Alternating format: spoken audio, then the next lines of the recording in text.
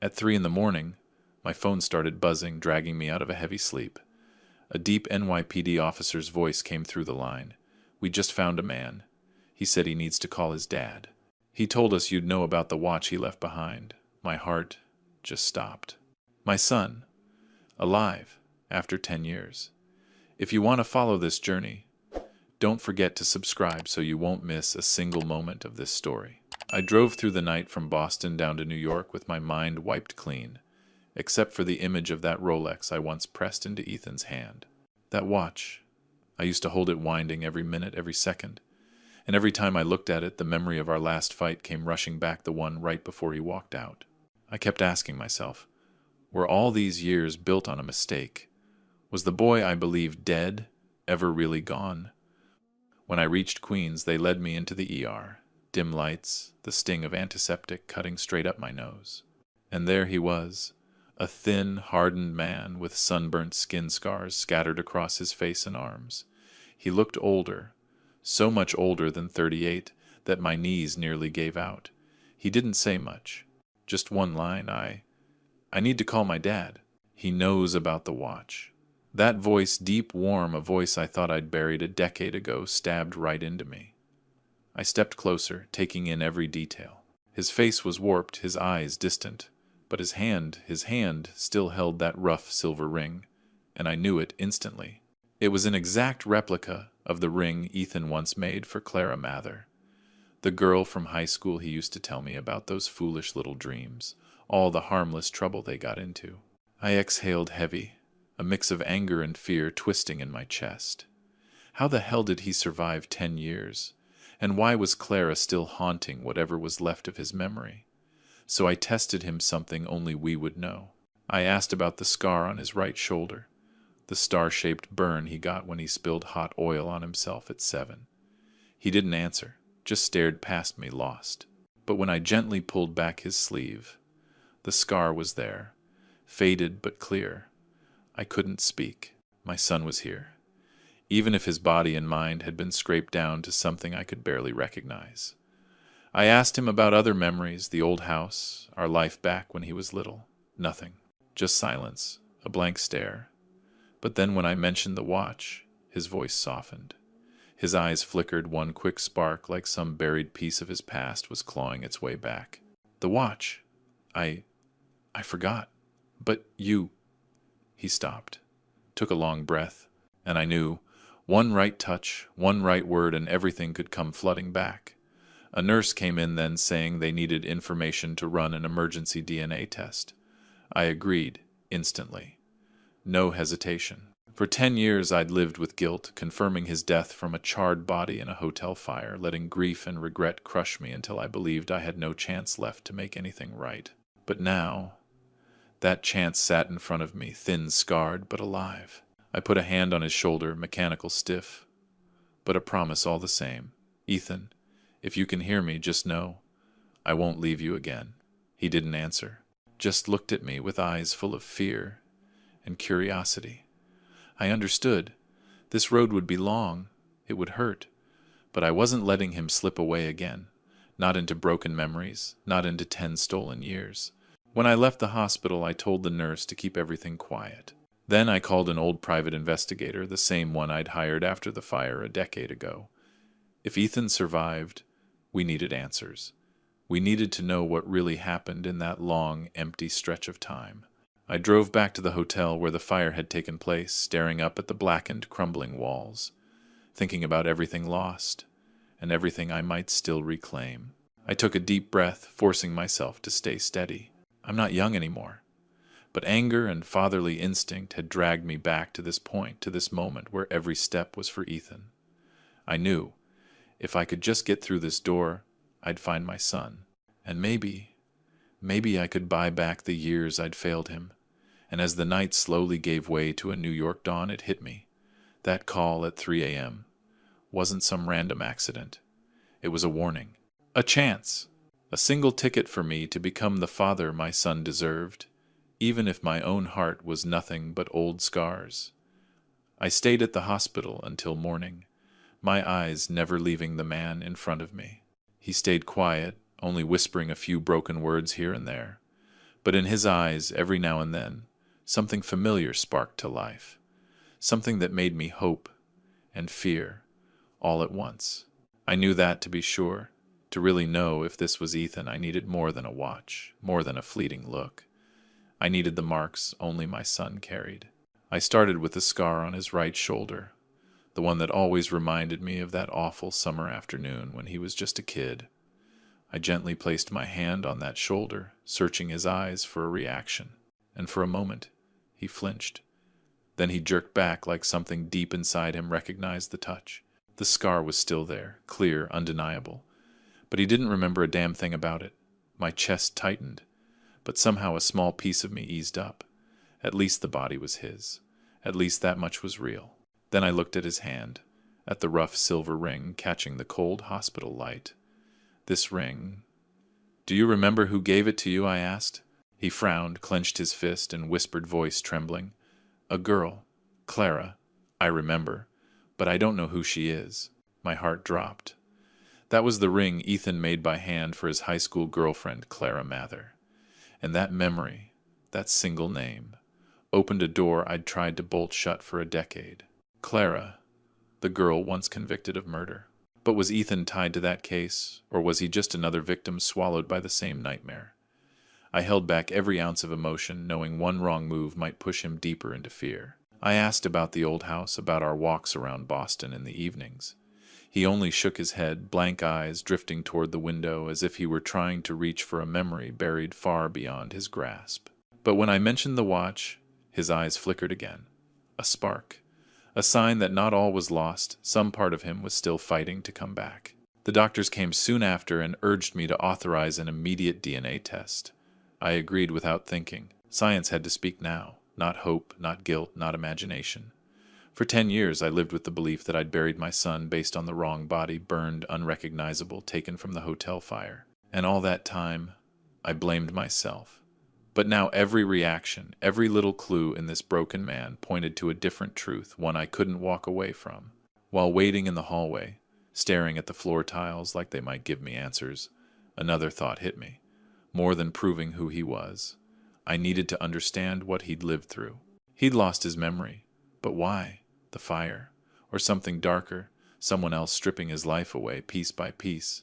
I pulled out my phone and called the old private detective, the one who'd helped me years ago, now retired, but still sharper than. Most men half his age. A few hours later, he arrived with a thick, worn notebook, its corners bent, its cover tired.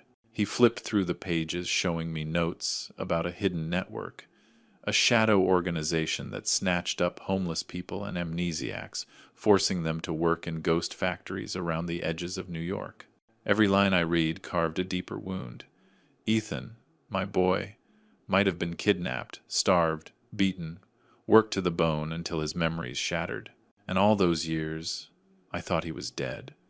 I looked back at him, sitting quietly on the hospital bed, eyes empty, fingers still curled around that silver ring. Everything, the scar, the ring, his reaction to the watch, came together like a cruel, undeniable puzzle. This was my son, alive, but ripped away from the world, used and forgotten by men who should have rotted in hell. Inside me, anger surged, hot, steady, dangerous. But beneath it was something stronger, resolve. I didn't just want to bring my son home. I wanted justice. I wanted retribution. I wanted to take back everything stolen from him. No hesitation. I set the next steps into motion, DNA confirmation, tracking the organization, preparing myself for truths far uglier than anything I'd imagined. As New York's night slowly surrendered to a thin, pale sunrise, I felt it deep in my bones. This wasn't an ending.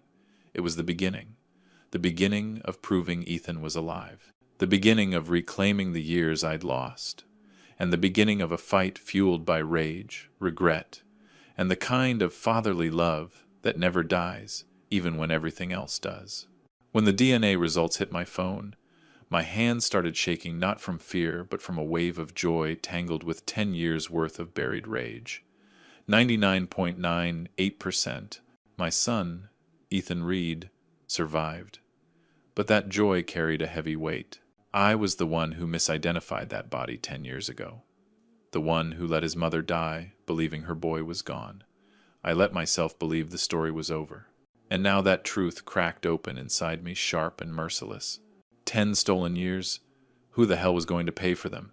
Not long after, the old private detective I'd hired back then showed up clutching a worn notebook, its spine cracked, its pages smelling of damp ink.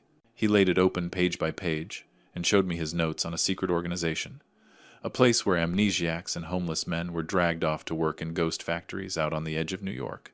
Schedules, supervisors, tasks, wages, a cold, calculated system built to bleed people dry while the world looked the other way. I felt my blood start to boil. My son had been trapped in that hell, beaten, starved, worked into oblivion, surviving pain I'd never even imagined. I remembered his dazed eyes in the hospital, his reaction to the ring, the watch, all the pieces finally locked into place. He didn't just lose his memory. It was beaten out of him, taken, erased. And that hotel fire from 10 years ago, it wasn't an ending at all. It was a cover, a diversion, a way to swap bodies, hide Ethan, and bury him from the world. A chill crawled up my spine as the truth settled in. While I mourned him, Ethan lived. But he lived trapped in darkness I never saw coming. The detective explained the rest. Ethan might have been abducted right after the fire, or dragged away in the chaos, taken by people who saw opportunity in confusion. And then there was Clara. That ring, that fractured memory. It wasn't random. It was the last shard of himself they couldn't erase. They wiped everything else clean so he wouldn't know his own name, so he couldn't find his way home, so he stayed useful. But now, the truth was surfacing. I had the DNA. I had the notebook. I had the scars, the ring, the reactions. The evidence was lining up like fate refusing to stay quiet. Standing in that hospital hallway, watching the pale morning light creep through the window, I told myself there was no more time to waste. Ethan survived, but time wasn't waiting for him. If I wanted him back, really back, I had to move now, not just to bring him home, but to tear this organization apart piece by piece. When I looked into his room, Ethan sat silently, his fingers wrapped around that silver ring, his eyes flickering with a faint awareness, as if he sensed someone had been looking for him for 10 long years. My anger sharpened into resolve, hard, controlled, dangerous, and that resolve turned into action. I called the NYPD, gave them every scrap of new information, pushed them to reopen the old hotel fire case for the first time to chase the truth instead of the ashes. I thought about the way this organization preyed on the weak, twisted their lives, turned people like Ethan into shadows. And yet, he endured, his body broken, his mind scarred, but still holding on. I felt pride and fury rise together, an ugly, powerful mix. Finding my son wasn't just a miracle, it was a doorway to justice, a chance to drag this whole rotten system into the light, and to give Ethan back the years that were ripped away. That night, as New York sank under another blanket of darkness, Ethan and I sat by the hospital window, staring out at the city lights. I held his hand warm, alive, and for the first time in a decade I felt the presence of my son. Not a memory, not a ghost. A living, breathing man who still needed me. The evidence, the notebook, the DNA, those were just the first steps. I took a deep breath, feeling his pulse against mine, and swore to myself, no organization, no hidden empire. No shadow will bury the truth I'm about to expose. This isn't just a reunion. It's the beginning of a war. To drag those missing years out of the dark, and to help Ethan reclaim the man he was meant to be. I drove Ethan back to Boston in silence. Nothing but the wind cutting against the windows, and the steady hum of the engine filling the space between us. He sat curled up beside me, staring out at the world like he was trying to stitch together the scraps of memory still flickering in his mind. I didn't push him. After 10 years, every minute together felt like a fragile resurrection, and I knew I had to move slowly. When we arrived, I brought him to a medical center that specialized in neurological trauma and psychological injuries.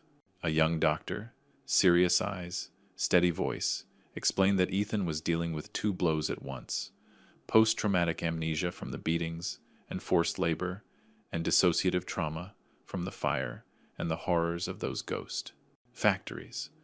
Every memory he had left of Clara or the watch were just fragments, the last pieces of a mind bent out of shape. When I saw him in that therapy room for the first time, Ethan flinched, his hands trembling. Dad, I, I see. A fire, he whispered, voice low and rough. I sat beside him, laid my hand on his shoulder, bony cold, too thin for a man his age, and said, "You're safe, Ethan. I'm right here." But even as I said it, my own chest tightened. The first therapy sessions were brutal. He didn't recognize me. He didn't remember Boston. He didn't even remember himself. Every time I mentioned family, his eyes drifted away like he was dodging something that hurt too much to touch. But slowly, tiny things surfaced. The way he held a coffee cup, that little frown when the light hit his eyes, the quiet longing when he looked at the watch I kept with me. Small things, fragile things, but enough to keep me hoping. One afternoon, after waking from a nightmare, he shot up, drenched in sweat, eyes wide. He stared at me like he was fighting to say something. Then he whispered, "It wasn't her." I saw him. Fear, confusion, and something else, something important flashed across his face. And I knew a piece of the hotel fire was breaking through. Not Clara. Someone else. Someone tied to that damn organization. I tightened my grip on his hand and told myself. The truth was finally clawing its way back, and I wasn't letting it slip again. In the days that followed, I watched Ethan begin to open up, bit by bit. He started recalling small moments running through the park as a kid, laughing, arguing with me about stupid things. Each memory was a tile, slowly rebuilding a map of a mind that had been shattered. I learned to be patient, to listen to the silence, to be the father I failed to be 10 years ago. One afternoon, as we sat together in the living room, Ethan suddenly asked Dad, "Do you blame yourself for letting me walk out after that fight?" The question hit like a fist to the ribs. Every regret, every damn year of guilt came flooding back. I was wrong, Ethan. I've never forgiven myself for that, I said, my voice rough, unsteady. He looked at me, clear eyes, steady, and placed his hand on my shoulder. "Dad, I'm home. You went through hell to find me. You're forgiven." In that moment, I understood something. Finding Ethan wasn't just about bringing him back into my life. It was about giving him back to himself, piece by fragile piece, and giving me a chance to repair the mistakes of a father who let anger and pride tear everything apart. Every session, every conversation, every memory recovered. It all pulled us closer, washing away the distance that time and pain had carved between us. That old watch now held between our hands was no longer just a gift. It was a symbol of lost years, old wounds, and new hope. We looked at it together not to mourn what was gone, but to remind ourselves that no matter how much fades, the bond between father and son never fully disappears. And when the Boston night finally fell, I knew this journey was only beginning. Ethan still had a long road ahead, healing, facing the truth of those missing years, but this time I wasn't letting him walk it alone. We were given a second chance. A chance to rebuild, to love, and to find ourselves again. 3 months passed since the day I brought Ethan back to Boston. Not a long stretch of time, but for him, every single day was a battle between scattered memories and the present, between fear and the fragile hope he was trying to hold on to. I stayed close step by step. A father, a companion, a guard. Every therapy session, every quiet conversation felt like another brick laid onto the bridge we'd lost for 10 long years. Ethan started relearning the ordinary things, eating on his own, walking without hesitation, noticing the world around him, even laughing again. But what moved me most wasn't any of that. It was the moment he realized he could trust the man who once let him slip away. One morning as we sat in the park, he suddenly asked Dad, "Do you remember when we used to fight over the model boat?" I looked at him and let a slow smile crawl up. "I remember, and I'm still mad you ruined that damn sail." Ethan laughed, his first real laugh in 10 years. Warm, full, alive. I understood then. Making a fresh start wasn't just about healing the body or retrieving memories. It was about rebuilding trust, rebuilding connection, filling in the empty spaces that pain had carved out. We started doing small things together, shopping for groceries, fixing breakfast, even repairing that old Rolex I gave him before he walked out. Tiny details. But each one pulled us closer. One day, Ethan looked at me with a seriousness I hadn't seen before. His voice trembled. "Dad, do you think I can start over? Do you think I can live without being afraid of my own memories?" I put my hand on his shoulder, felt its warmth, felt his heartbeat. "You can, Ethan. And I'm here."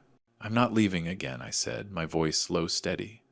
In that moment, I realized being a father wasn't just about teaching or protecting. It was about walking through the darkness with your child side by side, no matter what the road looks like. Eventually, Ethan found work at the Boston Maritime Museum, a place where his love for history and discovery could breathe again. I watched him there, saw his eyes light up, saw him smile while sharing stories and artifacts with his coworkers. For the first time in 10 years, I saw my son not just surviving, but coming back to life, reclaiming the pieces that organization tried to erase. But the most important part wasn't the job or the memories. It was forgiveness. One late afternoon, Ethan took my hand, eyes glistening. "Dad, I'm home. I forgive you for everything. I know you tried to find me, even if it was too late." Every word cut through the guilt I'd carried for a decade. "You forgave me, and I forgive myself," I whispered back, voice shaky but freed. We looked at the old watch again, once just a timepiece, now a symbol of years lost, and somehow restored. It wasn't about marking hours anymore. It was about patience, endurance, and the stubborn faith between a father and son. I realized then, even though 10 years had slipped away, we still had a second chance to love, to protect, to live fully beside each other. And when night fell over Boston, Ethan and I sat by the window city lights, reflecting in his eyes. That moment, I finally understood that being a father wasn't about authority or burden. It was patience. It was listening. It was forgiveness. And walking side by side through whatever life had broken. Ethan squeezed my hand a little tighter, as if telling me those lost years didn't matter anymore. We had found each other again. We had healed the scars, and for the first time in 10 years, I felt like I was truly his father. Our story isn't just about reunion. It's a journey of forgiveness, of hope, of faith that refuses to die. And I know, no matter what darkness returns, we'll face it together, looking at that old watch that reminds us a father's love can outlast anything. Time, loss, pain, and this time, we're not losing each other again. Thank you all for following our story full of emotions until the very end. If you want to continue joining us on thrilling, moving journeys, please subscribe to the channel and turn on the notification bell so you won't miss any story. Your support is the motivation for us to keep sharing authentic, captivating, and emotionally rich stories.